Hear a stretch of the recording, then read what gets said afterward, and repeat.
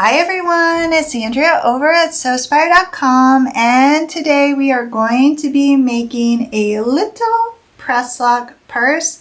This bag is perfect for summer living. You have the flap closure with the Presslock. Along the back you have a full-length padded pocket that's absolutely perfect for your phone. You have a long adjustable crossbody strap so you can wear this bag on your shoulder or crossbody. And then under the flap is another pocket that you could put like the to-do list or something like that. I don't recommend putting the phone in there because the hardware for the Presslock is in there, but you could put something that is durable like say chapstick or something like that. Then inside you have a little mini key fob and two narrow pockets that will fit the glasses and the keys, and just enough cargo space to hold the coordinating Presslock wallet, which we're going to make together next Friday.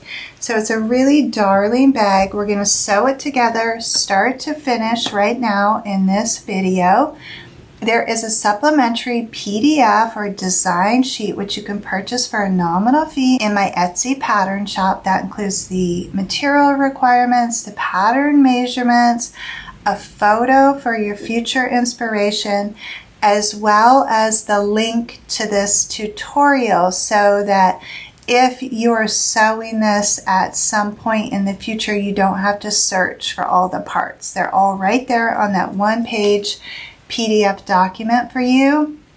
Your purchase also helps support the channel, and it offsets the cost of buying the material and the hardware and maintaining the equipment.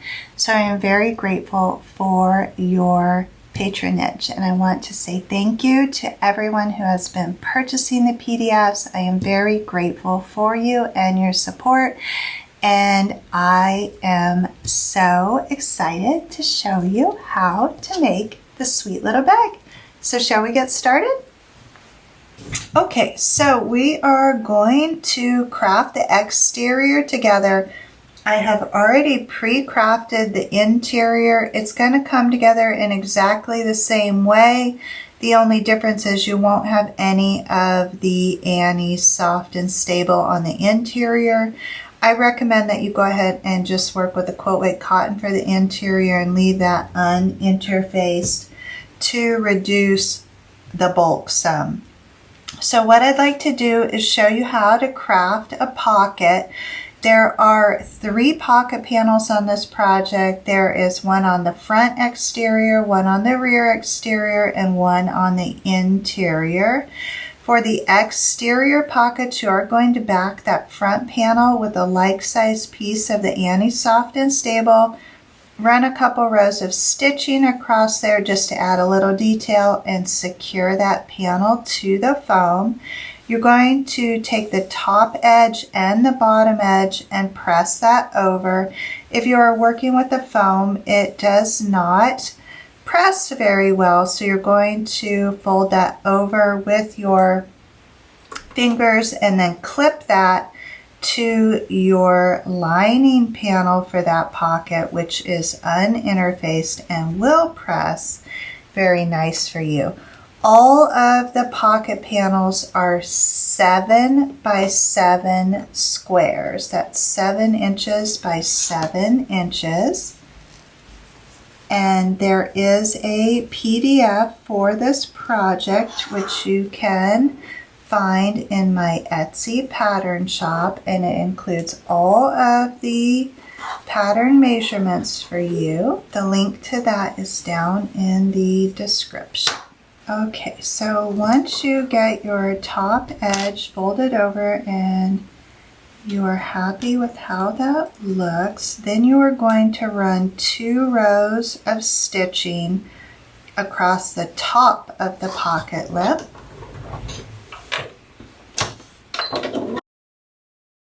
And then you will position that pocket on one of your front exterior body panels, which measures 7 by 10 inches and is also backed with a like-sized piece of the Annie's. I've ran a couple rows of stitching across that panel. to secure it and add a little detail to it.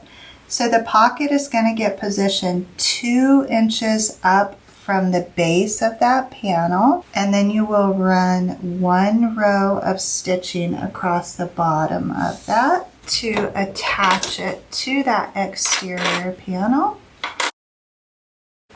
Now these front and rear pockets are undivided. I like to tack down that top edge of that pocket so I don't have to worry about that shifting, and I'm just coming in about 1/4 inch from the edge. So for the exterior, you're going to have a front and rear body panel with pockets attached. You're going to have a base panel which is 3 by 7 and also backed with the annies. And you're going to have 2 side panels which are 3 by 10 and also backed with the annies. All of the annies panels have been stitched down with a minimum of 2 rows of stitching.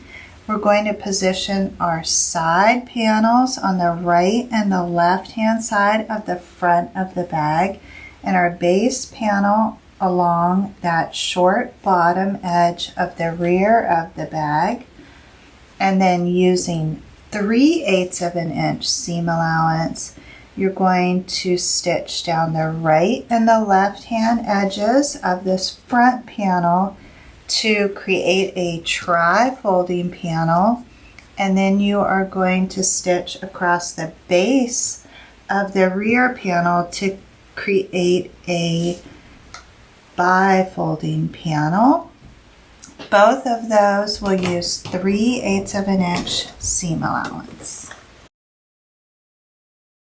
Okay, so now I have the tri-folding panel here. Here's the top of my pocket, and my bi-folding panel here, and here's the top of my pocket.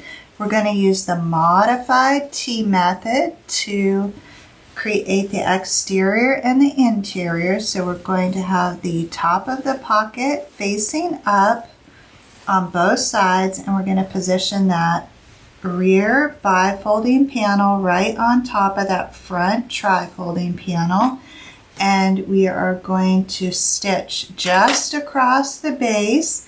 And it's very important that you only stitch seam to seam. So you're going to have to feel where those seams are. You're essentially stopping 3/8 of an inch from each side. So you'll have to back that up on the machine and start 3/8 of an inch in. And now you should have something that looks like a very tall T. And so the next step is to raise up that front panel and align the base of the side with the side of the base. So get everything nice and flat, and again, you're just stitching seam to seam. And then you're going to repeat that process for the opposite side. You're just aligning the base of that side with the side of the base and stitching seam to seam. Now your stage is set. The last step is to raise up that remaining panel and join those side seams. So you'll be stitching from the top to the seam at the base using 3/8 of an inch. And then you're going to repeat that process for the opposite side. Okay, so now you can see the bag really taking shape. What you're going to want to do is trim up these seam allowances to 1/4 inch. Okay, and then as mentioned, you're going to use that exact same process to craft the interior. My interior has one of those pockets, and I divided it right down the center, and I attached a little key fob to the top of the pocket. That is completely optional. You're going to leave your interior wrong side out, and you're going to fold that top edge over 1 inch and press that well, and then For the exterior, you're going to turn that right side out and you're going to fold that top edge inward an inch. And because of the foam, it's not going to press for you, so you're going to need to clip that. This fabric is so darling.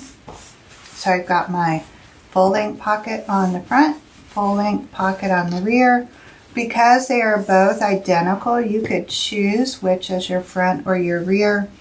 So now I want to take that top edge and turn it inward about an inch. The clips are absolutely wonderful for this. I clip over the sides first and then center, front and back, and then I come in and add an additional clip at the quarter mark so this foam can start to learn to lay down. It's going to be a great size crossbody bag. I'm really happy with the sizing on this. I don't want to fit my interior quite yet because I still need to install my press lock, and that's much easier to do without the lining inside of there. The next step is for us to craft the flap closure, which is also going to have one of the two parts of the press lock attached to it. So this panel is 7 by 8. I have the front exterior panel backed with the annies, and I have stitched 4 horizontal lines across that. You could do any kind of stitching that you wanted on this. I have a like-sized piece of just the unlined quilt weight cotton, and I am going to position these panels right sides facing using 3/8 of an inch seam allowance. I'm going to stitch down the sides, across the base, and up the opposite side. I'm going to leave this top shorter end open to turn. You have the option of rounding these corners or angling them if you like. I'm going to leave mine nice and square. I've stitched down the long edges and across the bottom of that flap. Now I want to trim this up to 1/4 inch. And then you're going to reach inside of there and turn this flap right side out. Poke out the corners really good. You can press it if you like. And then run a row of top stitching along the long edges across the base of that and back up the opposite long edge. Just use a 1/4 inch seam allowance.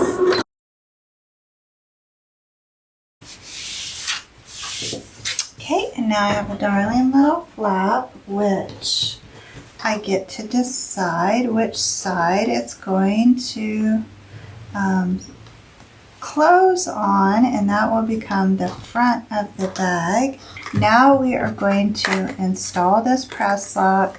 I purchased my press locks at Hobby Lobby. It's the Sewology brand of full price. They're $2.29 if you get them during their 50% off sale.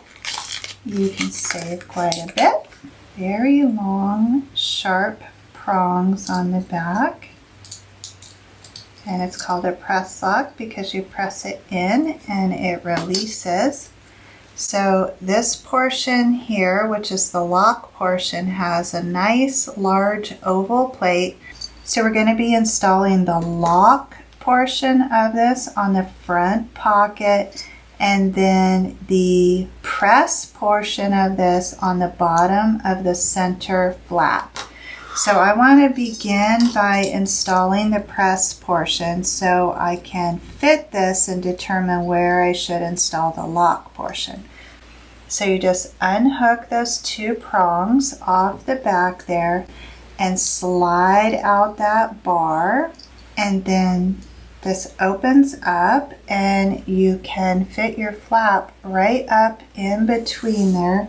You definitely want it at center on your flap, so make sure you measure. So that's going to be about 3 inches right at center. And then you're going to need to mark where that lands so that you can cut 2 little slits in your fabric. And so I very carefully use the seam ripper to do this, and you don't have to cut much. Like, you're basically just inserting that seam ripper and pushing up just a bit. You really only have to break that fabric. And you do want to go all the way through to the back side, and then you put that press lock back on top of there and slide the brad or the bar back through the top. And then on the back side, you're going to press those brads over on top of the lock, and then you have the press portion installed right at center on the flap. And now we can better determine where we should install the lock portion. So I'm just going to tuck my flap in that back pocket, which will give me a good idea of how that's going to fit. And then I'm going to fold it over, and then I'll be able to slip the lock on that press and just poke right into that fabric. And the prongs on this lock portion are strong enough to cut that fabric in that pocket. And I'll put that right in and poke through that foam and both layers of the pocket, and the prongs just come right out the opposite side. Then I want to put my oval plate back on top of those prongs and then fold those prongs down to lock. If you want, you can take a piece of interfacing and press that on top of this press lock inside that pocket, so that, like, if you're going to use this pocket for, say, your phone or something, you won't scratch that. You can also do that after the bag is constructed. I just want to mention that to you. And then I'll do a little test, and fits very well. Okay, so now I have my press lock installed in two parts, one on the front center pocket and one on the flap. Now I can bring over my interior lining, and I want the side of the lining with the pocket to go towards the rear of the bag. I'm just going to fit that right in there and align the side seams first, and then I come around the front and align that at center, and then around the back. So now I want to fit the flap in between the interior and the exterior panels along the rear. So I'm going to go ahead and remove those clips there and just tuck this raw edge in between the interior and the exterior along that rear. And you have some leeway to adjust that as needed. At this point, you're going to need to switch from the clips to some long pins, because you're going to need to come through the exterior, the flap, and that interior lining, and there just is no way for the clips to secure that. So I like to get the outer edges secured with the pins first, and then I go ahead and unattach that lock and go ahead and put a pin in at the center, so that I know that flap is going to stay nice and straight and is not going to shift. Now the next step for us is to install the strap. I have pre-crafted a really nice long strap here. I use the Annie Soft and Stable in the center of this. This is a standard Sewspire strap, which measures 6 inches by about 44 inches. It was a full cut of the quilt weight cotton.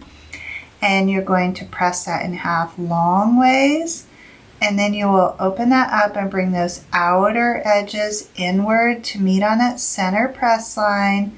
And then go ahead and press that over again.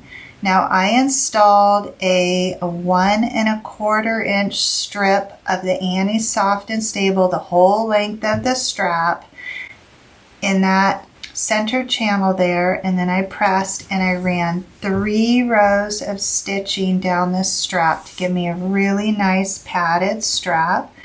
So this little piece here is not going to have any annies in it. It's going to be what we attach our hardware to so we can create a adjustable strap. So this little strip here is 6 by 7 inches long and is pressed in the 4-ply strap method I just demonstrated. I'm going to stitch down the open edge and the opposite edge to finish this. Okay, and then for this project you're going to need 2 of the 1.5 inch slide adjusters.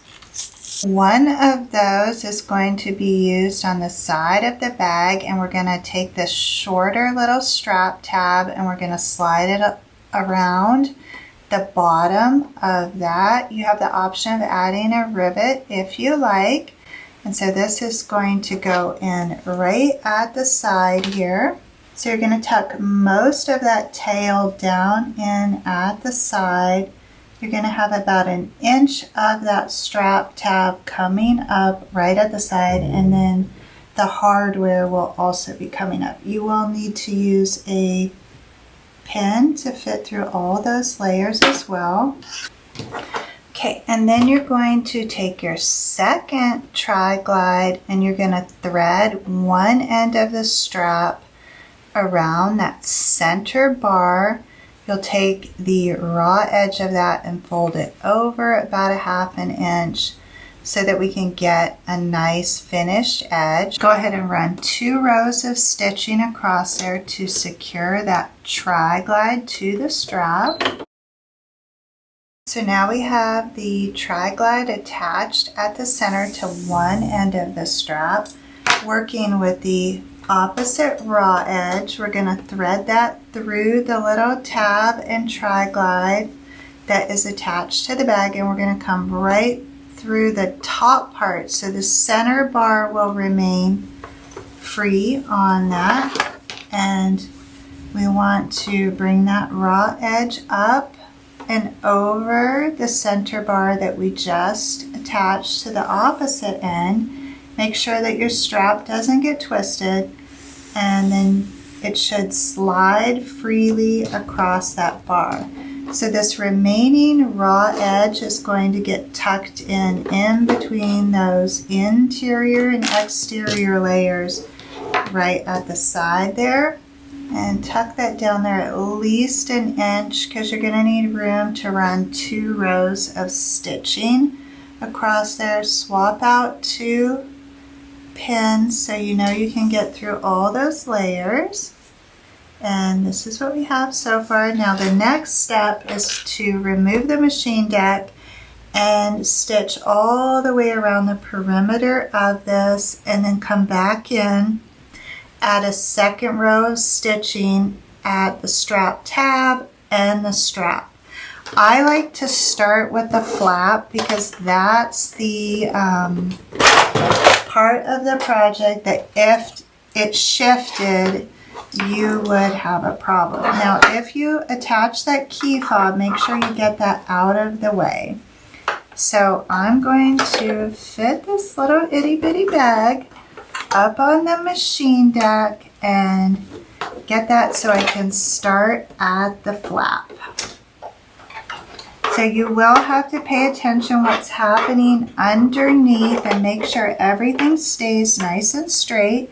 So right now I have the edge of my presser foot aligned with the top edge of that exterior, and I'm just going to move nice and slow and secure that flap.